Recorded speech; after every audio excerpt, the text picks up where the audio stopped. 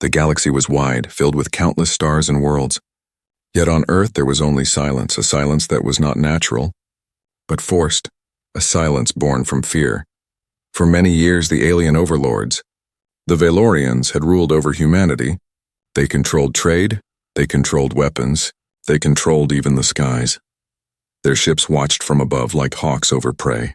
Humanity obeyed, humanity bowed because to resist meant death. And so the people waited and endured. The Valorians were tall. Silver-skinned and arrogant, they saw humans as weak, as nothing more than workers and servants. In their eyes, humanity was a broken race, fit only to mine, to build, to serve. At first humanity tried to fight, but the first rebellions had been crushed in blood. Entire cities burned as warning. After that, humanity grew quiet. But silence does not mean peace. Silence is only the surface. Beneath the surface, something dangerous was growing. In hidden basements, in deep caves, in secret bunkers, whispers moved from person to person. Whispers of resistance, whispers of freedom. A blacksmith in New Delhi passed coded messages in the handles of tools.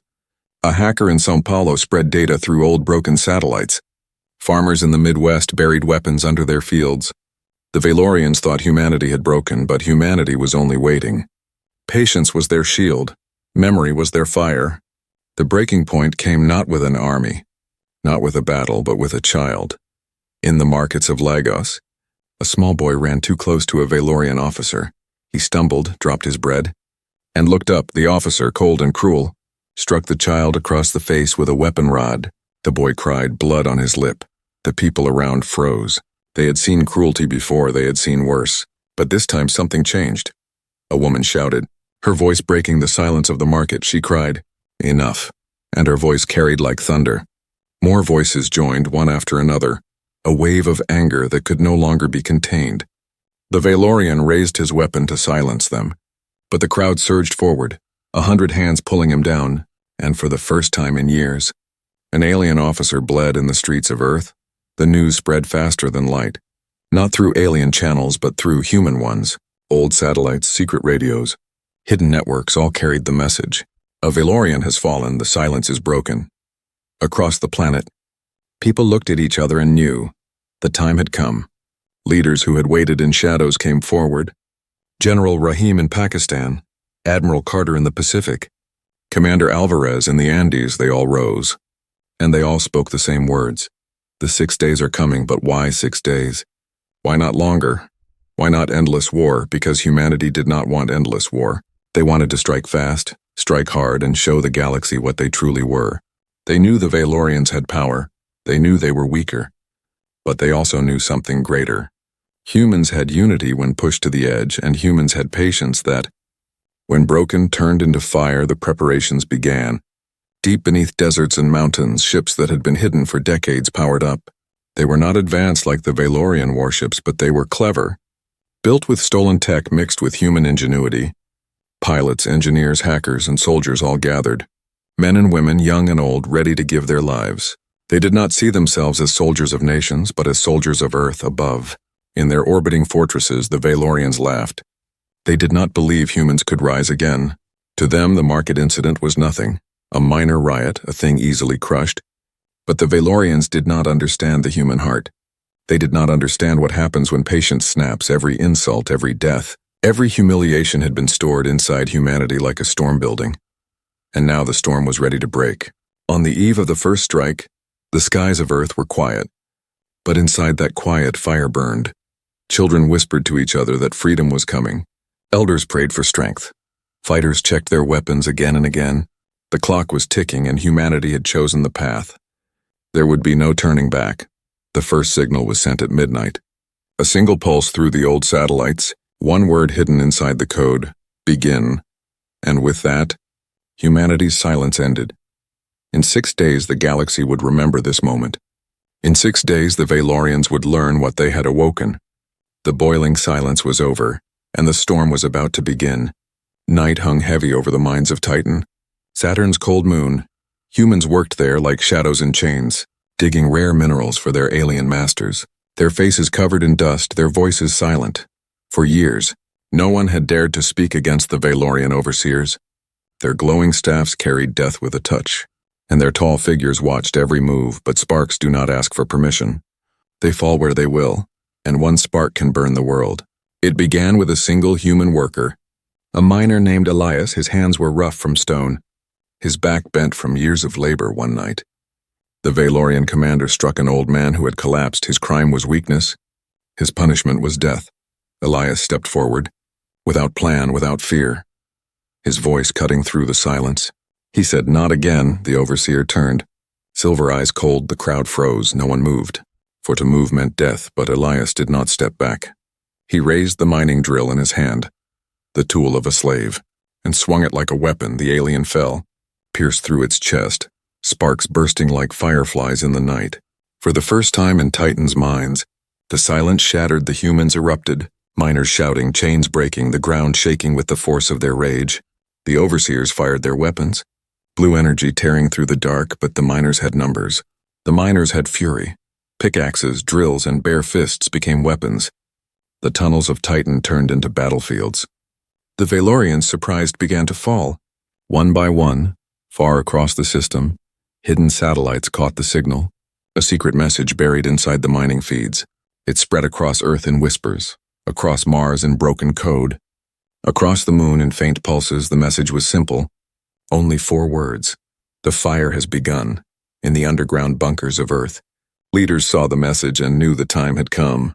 General Rahim leaned over the old holomap, his voice sharp. "This is it. They've drawn first blood. We cannot stop now." Admiral Carter's fleet began to move from the asteroid belts, cloaked ships powered by stolen alien cores. Commander Alvarez armed the hidden batteries in the Andes, old cannons reforged into weapons strong enough to pierce alien steel. The spark of Titan had become a blaze, and that blaze spread on Mars. Workers in the shipyard sabotaged alien cruisers, planting bombs in their engines. On Earth, hackers cracked Valorian data lines, filling alien screens with human voices shouting, "We are free." On the moon, hidden fighters rolled out of secret hangars, engines humming with stolen tech. The galaxy was shifting, and the Valorians had not seen it coming. But sparks are dangerous. They burn bright and they burn fast. The humans knew the Valorians would answer with fury. They knew their patience was gone. Yet no one hesitated, no one turned away, because after years of silence, even a single spark was worth dying for. The Valorians gathered their fleets, massive ships lined with silver armor. Their admirals laughed at the thought of human defiance. "Let them burn," one said. "They are children with stones. We are gods with thunder." But the humans had more than stones. They had fire, and fire does not fear thunder. In the days that followed, the first true battles began. Skirmishes in asteroid fields, ambushes in the dark void, human ships darting like wolves, striking and vanishing before alien eyes could follow. The Valorians cursed, frustrated, their fleets too slow, too heavy. Every attack left scars, every loss shook their pride. And everywhere, more humans joined. Farmers in Africa turned tractors into armored vehicles. Fishermen in Japan fitted torpedoes into their boats. Children carried messages through broken cities, their small hands holding the future. Humanity had stopped being afraid, and once fear is gone, nothing can chain the spirit. The spark of Titan was no longer a spark. It was wildfire. Every world, every station, every hidden corner of human life now carried the same fire. The silence of centuries was gone, replaced by the roar of a people reborn. But fire is a dangerous friend. It burns what it touches. The leaders of humanity knew this. They knew they had to move fast, before the Valorians brought their full fury. The plan was simple. The plan was deadly. In 6 days, they would show the galaxy that humanity was not weak, not broken, not silent. In 6 days, the war would begin. And somewhere far out in the dark, the alien admirals prepared their answer. Their massive flagship moving through space like a shadow of doom. The humans had started the fire. But could they survive the storm that was coming? Dawn never came on the first day of war. Instead, the sky over Earth burned with hidden light. For years, humanity had buried its anger. For months, they had sharpened their blades in silence. Now the time had arrived. The first strike would not be loud. It would be sudden, sharp, and unforgettable. The Valorians had grown lazy. Their fleets were powerful but arrogant. Their commanders believed humans too weak to fight. Their ships drifted in orbit like kings on thrones. They did not notice the silence below. They did not see the storm waiting. At 03 hours, a signal whispered across old satellites, a single word repeated again and again. Sarson, every hidden base, every ship, every fighter pilot heard it, and in the same moment, humanity moved. It began not with guns, but with shadows. Hackers from Sao Paulo and New Delhi unleashed coded storms. Power grids across alien outposts flickered. Screens went black. The Valorian ships suddenly blind to the world around them. Then came the first strike on the dark side of the moon. Hidden cannons fired beams of burning light. The blasts ripped through alien patrol cruisers. Ships that once laughed at humans now exploded like fireworks across the night sky. The aliens screamed in confusion, their comms filled with static, their leaders shouting orders but no commands could pass. The human hackers had sealed their voices. The second strike came from the oceans beneath the Pacific. Submarines that had been silent for decades rose like predators, their torpedoes modified with stolen tech, cut through alien frigates. The sea boiled as fire met water across Mars. Workers who had long bowed their heads now lit the shipyards with fire. Alien war machines stood half-finished, and the humans burned them before they could take flight. Everywhere at once, the galaxy saw it. Humanity was no longer silent, humanity was roaring. The first human fleet revealed itself from the asteroid belt. Ships small but fast, engines humming with stolen alien cores. They struck in packs, wolves among lions, weaving between the massive alien warships, firing in quick bursts, vanishing before the Valorians could turn their guns. For the first time in centuries, alien blood spilled across the stars. The Valorians were enraged. Their admirals shouted that this rebellion would last only hours, that humans would be crushed before the second sun rose. But hours passed and more alien ships fell. Their pride began to crack. Their certainty began to bleed. On Earth, crowds filled the streets, no longer afraid. They shouted as human fighters streaked overhead, leaving trails of fire in the sky. The people who had once whispered now roared together. This is our day, this is our fight. But war is never clean. And war is never merciful. Alien bombardments answered the human strikes. Cities shook as fire rained from the sky. Towers fell, streets burned, yet even as people died, their spirits did not break. Every attack made them fight harder. Every loss became a reason to strike again. The first strike was not only power, it was message the galaxy was watching. And humanity wanted them to see. Humans did not beg. Humans did not bow. Humans fought, even when the enemy was stronger, even when the price was blood. In a secret command bunker beneath the Andes, Commander Alvarez stared at the burning skies on the hollow map. His voice calm but filled with iron.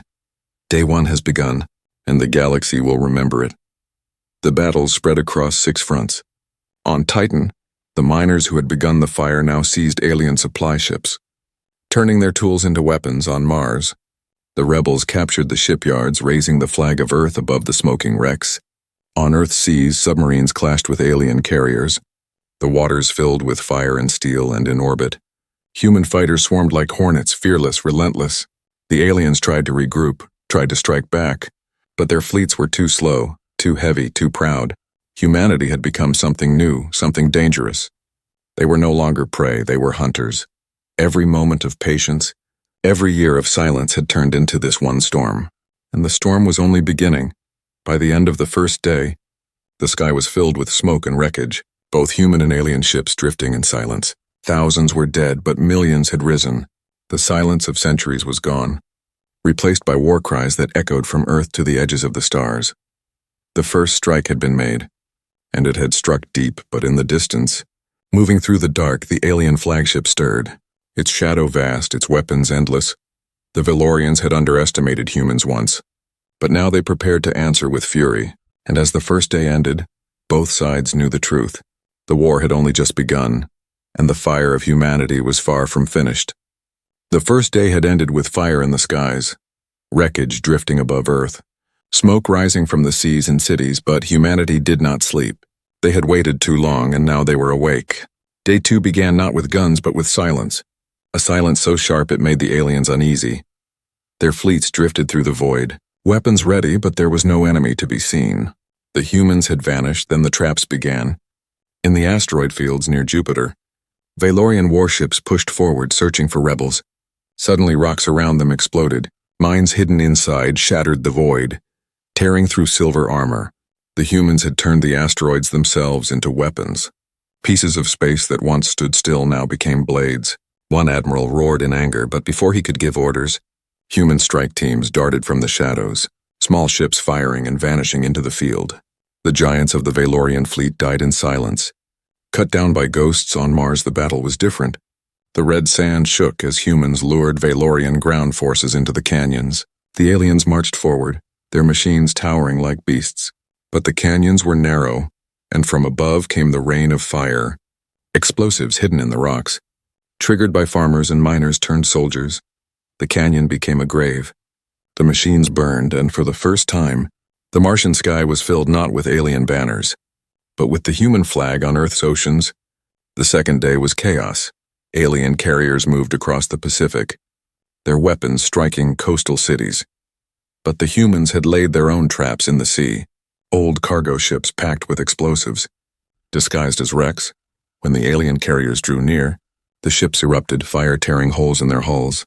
From beneath, submarines rose again, their torpedoes finishing what the decoys had begun. The sea boiled red, and the aliens who thought themselves untouchable learned that even water could betray them. By day 3, the galaxy was watching. Other alien races who once ignored humanity now whispered in secret. How could a race so small, so broken, fight with such fury? How could 6 days change the balance of power that had lasted centuries? Some watched in fear, some in hope, but all watched. The Valorians grew desperate, their pride bleeding with every loss. They launched bombardments without mercy. Cities burned, millions died, but every death only made the humans fight harder. The Valorians could not understand it. In their minds, fear should have broken humanity, but instead it became fuel. Every family that lost someone became part of the fire. Every city that fell became a banner of rage. On the third night, Admiral Carter gathered his fleet. The humans were tired, their ships damaged, their weapons low. Yet he stood before his people, his voice calm. We cannot fight them with strength. So we fight them with mind, we fight them with patience, we fight them with fire. And his words spread across the fleet, across every hidden channel, giving strength to the weary. The battles grew stranger, more cunning.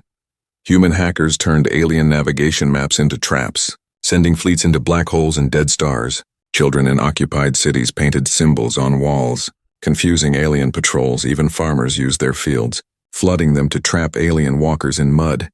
Every human became a soldier, every street a battlefield, every star a weapon. But the aliens were not finished. From deep space, the Valorian flagship continued its slow march toward Earth, a shadow larger than mountains, its weapons older than empires. The humans knew it was coming. They could feel the fear in their bones. But they did not turn back. By the end of day 3, the war was no longer a secret rebellion. It was a storm across the stars. Humanity had shown the galaxy that they would not break, that they would not bow. The silence of centuries had turned into fire, and that fire now reached every corner of space. But the greatest test was still ahead. The flagship had not yet struck, and when it did, humanity would face a darkness unlike anything before. The first 3 days had been fire. The next 3 would decide if humanity burned out, or if they burned brighter than any star. The 4th day did not begin with victory. It began with screams. The Valorian flagship had arrived, a monster of steel and shadow, larger than cities, older than empires, its weapons glowing like suns. When it opened fire, the sky itself seemed to split over New York. Towers fell in flames over Beijing. Whole districts turned to ash. In Africa, deserts burned. In Europe, rivers boiled from the heat of bombardment. Millions died in hours, families crushed beneath fire. Streets turned into craters, oceans filled with wreckage. Humanity, who had risen with pride, now bled across their home. The human fleets tried to fight, their ships darting like wasps. But against the flagship's weapons, they were nothing. One beam destroyed 10 ships at once. One blast silenced whole battalions. The courage of pilots was endless. But courage could not stop a storm. By the afternoon of day 4, half the human fleet was gone. On Mars, the defenders held the canyons with fire and steel. But the flagship's bombardment reached them too, the ground itself shaking. The red dust filled with screams on Titan. The miners who had started the rebellion sent desperate signals. We are holding, but we cannot hold long. Everywhere the story was the same. Humanity was bleeding, and yet, even in the darkest hour, something new began to stir. In a secret bunker deep beneath the Himalayas, scientists worked in silence, their faces pale from sleepless nights. Their hands steady with purpose. They were building something impossible, something untested. Its name was Project Dawnfire. It was not a weapon like the aliens had. It was not size, it was not power. It was something else. A fusion of human will and stolen alien cores. A weapon that could burn brighter than stars for only a moment. But that moment, if used well, could end the war. Or it could end humanity forever. General Rahim visited the bunker on the fourth night, his uniform torn, blood on his sleeve, his voice heavy with sorrow. He looked at the weapon, a sphere glowing with unstable energy, and asked, "Will it work?" The scientists did not answer with certainty. They could not. They only said, "It must. Above ground the people suffered. Children huddled in ruins, mothers buried their dead, fathers carried weapons with trembling hands, but none surrendered, none begged the aliens for mercy. Because mercy had never been given, the pain became fuel. The grief became rage. Humanity bled, but humanity did not break." The Valorians watched from their thrones aboard the flagship, their admiral laughing. "See how they burned 6 days, huh? They will not last 6 hours more." But even as he laughed, the humans prepared the Dawnfire, the weapon hidden in shadows, waiting for the right moment in the ruins of London. A young boy picked up a broken flag. Dirt and blood covering his face, he held it high. The image spread through the resistance networks. A child raising the human flag above the ashes. To the soldiers, it was a reminder. They were fighting not only for survival, but for the generations to come, and the message spread again. Across Earth, across Mars, across Titan, we bleed, but we fight. By the end of day 4, Earth was scarred beyond recognition. Cities were gone, millions lay dead. The seas burned. The skies choked with smoke. Yet the humans still stood, broken but unyielding. Every loss carved a promise. Every tear sharpened resolve in the command bunker. Commander Alvarez looked at the holomap, most of it filled with red alien controls spreading like fire, but in one corner glowed the secret signal of Dawnfire, and he whispered, "If this fails, we die. If it works, we live." The fourth day closed with blood and ashes. The aliens believed they had broken humanity.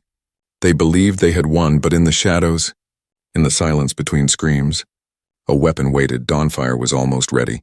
The galaxy had seen humanity bleed. Now it would see if they could rise, and in the distance, the dawn of day 5 promised either final defeat or the first light of victory. The 5th day began with silence, but it was not the silence of fear. It was the silence before a storm. Across the ruins of Earth, survivors looked to the sky, knowing this day would decide everything, and far above, the Valorian flagship drifted, its shadow covering continents, its weapons glowing. The monster of steel that had broken cities and burned oceans, inside hidden bunkers. Humanity's leaders gave the order. Dawnfire is ready. It must be delivered. It was not a weapon that could be fired from afar. It was unstable, alive, a burning core of energy that needed to be carried inside the heart of the flagship. And that meant men and women would have to go where no human had ever gone, inside the fortress of their enemy. The team was small, only 12, chosen not for strength alone, but for courage, for patience, for the will to die if needed. There was Elias, the miner from Titan who had struck the first blow. There was Captain Morgan, scarred from battles at sea. There was Hana, a hacker whose fingers had blinded alien fleets. Each carried a piece of humanity's story, and each carried the same purpose. Their ship was tiny, disguised as wreckage, drifting with the debris of fallen battles.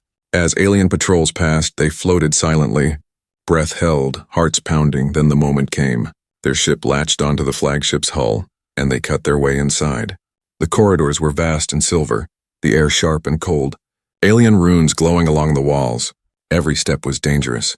Patrols moved like shadows, weapons humming with deadly light. But the humans moved with patience, with silence, with fire in their eyes. For every guard they struck down, they whispered the same word. For Earth, at the same time the battles outside raged. Human fleets threw themselves against the alien wall. Not to win, but to distract, Admiral Carter ordered desperate charges. Ships colliding with cruisers, kamikaze runs that lit the void with fire. Every death bought the infiltration team more time. Every sacrifice carried them closer to the heart. Inside the flagship, Hana hacked the alien systems. Her hands trembling, the countdown began, not for victory but for survival. For Dawnfire would not wait forever. Its core pulsed inside its casing, light bleeding through, humming like a living heart. The team carried it into the central chamber, the very throne room of the Valorian admiral. He was waiting, A giant of silver armor, eyes burning with contempt, his voice echoing through the chamber. Humans, you are insects, and insects cannot kill a god. But Elias stepped forward, sweat and blood on his face, his voice steady. We are not insects. We are fire. The fight was brutal. The Admiral's weapon tore through steel. 2 humans fell in seconds, but the team did not stop. They struck from all sides, blades, bullets, drills from the mines, torches from the ships. Every tool of humanity became a weapon, every drop of blood a shield. At last the Admiral staggered. But even dying, he laughed. You will burn with me. And then the core began to hum louder, its light spreading across the chamber. The countdown reached its final minutes. The team knew the truth. Dawnfire would kill them too. There would be no escape, but none turned away, none ran. Because this was the price of freedom. Outside, the human fleets heard the signal. A final message from Elias, his voice breaking but strong. For Earth, for all of us, remember our fire. Then the line went silent. The last minute came. The humans stood together, facing the core as its light consumed the chamber. They closed their eyes. Some whispered prayers, some whispered names, but all carried the same thought. Let humanity live, and then Dawnfire exploded. The flagship shuddered, light bursting from its core, ripping through decks and engines. The giant vessel cracked like glass, its weapons silent, its pride shattered. Across the battlefield, both human and alien ships froze, watching the impossible, the flagship of the Valorians. The monster that had burned Earth was breaking apart. The blast consumed the infiltration team, their names etched forever in fire. But their sacrifice gave humanity its first true victory. Day 5 ended not in silence, but in light. The galaxy that had doubted humanity now trembled, for they had seen a truth too bright to deny. Humans did not surrender. Humans did not bow. When cornered, humans unleashed fire that could tear empires apart. But the war was not yet over. The flagship was gone. But the Valorians were not defeated. Their fleets still darkened the stars. Their wrath still burned. Day 6 would come, and with it the final test. The 6th day rose not with light, but with ash. The alien flagship was gone, torn apart by Dawnfire, its wreckage falling into Earth's atmosphere like burning stars. But victory had come at a terrible cost. The heroes who carried the weapon were gone. Their names whispered in sorrow across the battered world. Humanity had won a battle, but the war still burned. The Valorian fleets remained, endless lines of silver warships stretching across the stars, their admirals furious, their voices filled with rage. They swore to drown Earth in fire, to erase humanity from memory, to make the galaxy forget that humans had ever stood, and yet, deep inside they were afraid, for the destruction of their flagship had broken something far greater than steel. It had broken their certainty. On Earth, survivors rose from ruins, scarred but alive. Children carried buckets of water through streets still burning. Soldiers helped strangers as if they were family. Families buried their dead but lifted their flags. There was no more division, no more nations, no more borders. There was only one name, one voice, one people. They called themselves humanity. In secret bunkers, the last fleets gathered. Admiral Carter stood with weary eyes, half his ships destroyed, the rest scarred.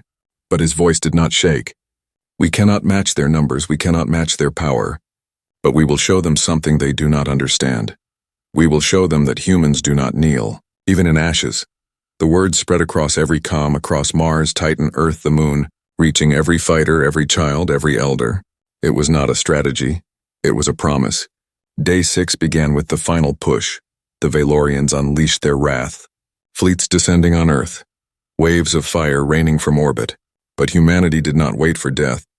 They struck first from hidden mountain cannons, from sea launch platforms, from underground silos long thought useless. Weapons fired into the skies. Small human ships darted into impossible paths, weaving between giants, carrying explosives strapped to their hulls. Pilots smiling even as they burned. On Mars, rebels lit the sky with captured alien weapons, striking at reinforcements before they could reach Earth.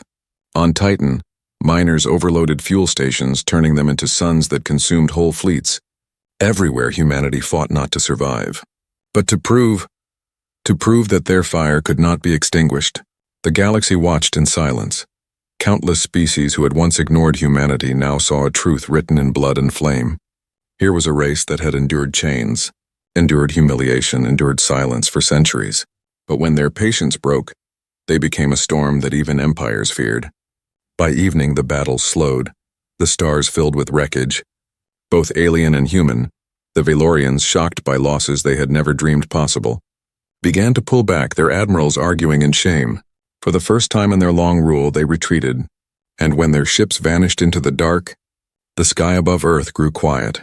The war had lasted only 6 days. 6 days of fire, 6 days of blood, 6 days that would be remembered for eternity. Humanity stood broken yet unbroken. Their cities scarred, their oceans burned, but their spirits brighter than any dawn in the ruins of New York. A child climbed the remains of a tower, holding high the flag of Earth, its fabric torn, its colors burned, but still it waved.